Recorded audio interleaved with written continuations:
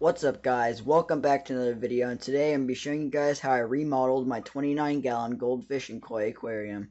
And as you can tell, a lot of already has changed. I mean, the general layout of the SpongeBob theme and the volcano in the corner has stayed the same, but I've spread everything out a little bit. Let's get a closer view.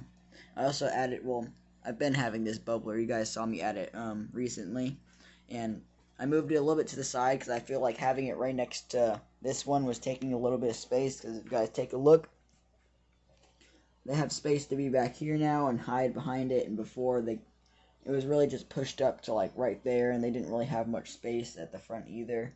So I kind of made sure they had a little bit more space, especially with the amount of fish I have in this tank. But yeah, everyone is doing good. I also have added a new fish because I caught it.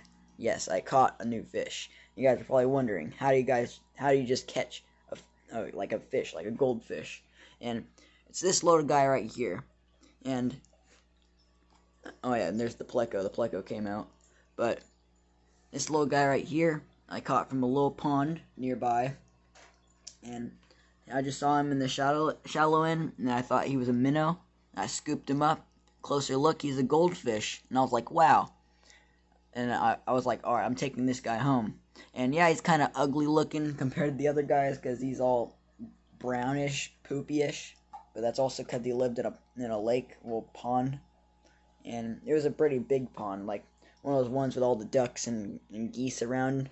And he was just living in there. I bet there's a bunch of other ones because if he's in there, I bet a bunch of babies just spawned. Well, a bunch of babies were just born in that pond, so I found him, and I was like, you know what, I'm going to take him with, because, one, it's kind of illegal to release them back in, even though it's just one tiny fish, and they're already in there. They are invasive, so, it doesn't really matter. It's just, I wanted to take it home, so that's just my point.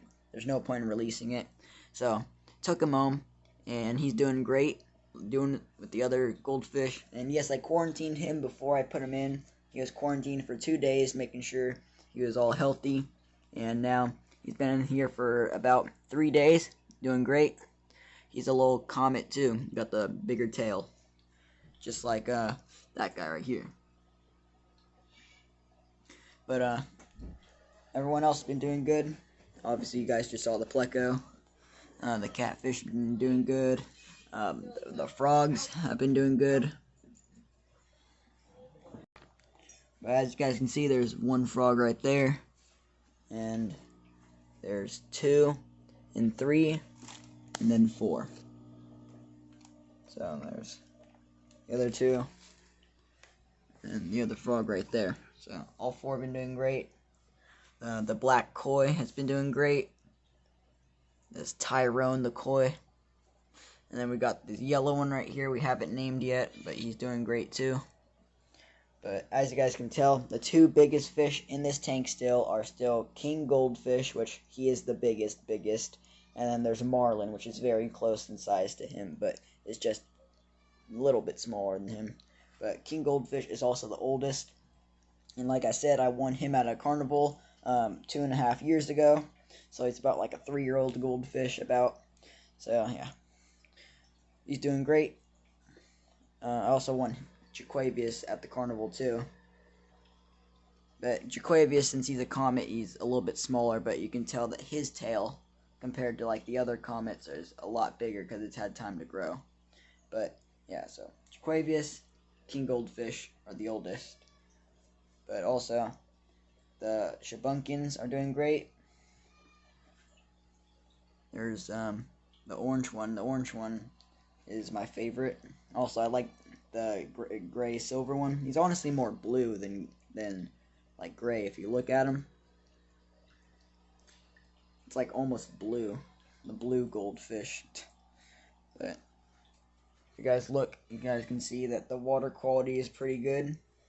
I recently took out water. I took out that much for a water change.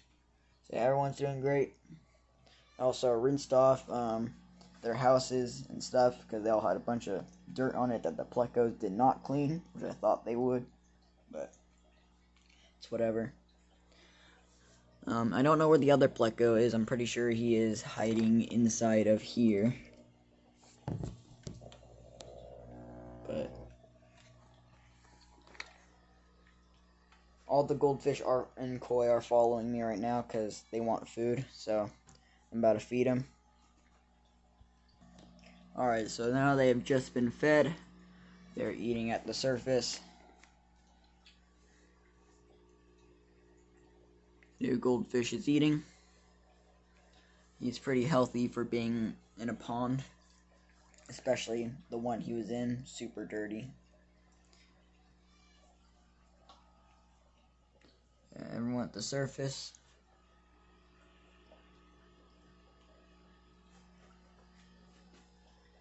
That white goldfish is also grown with the red eyes.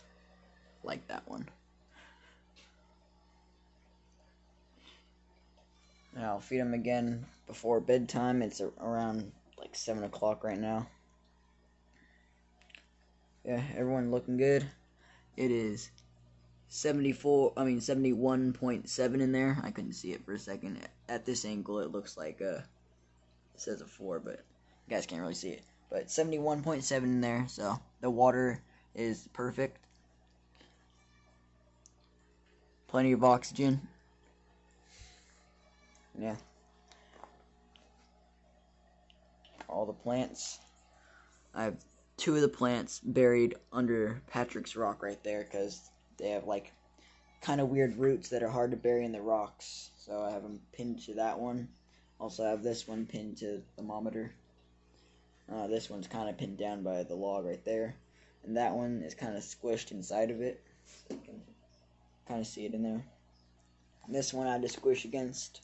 So that's the thing about plants. It's like a lot of the time the roots just, you need a lot more rocks in the tank to put them in. So it's the only one that I really have that's in there. That's in there good, at least. Yeah, guys, that's the update on the fish tank.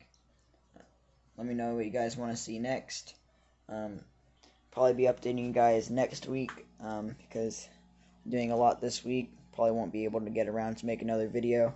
So, probably see you guys next week. So, thanks for watching, and we'll see you guys in the next video. Peace.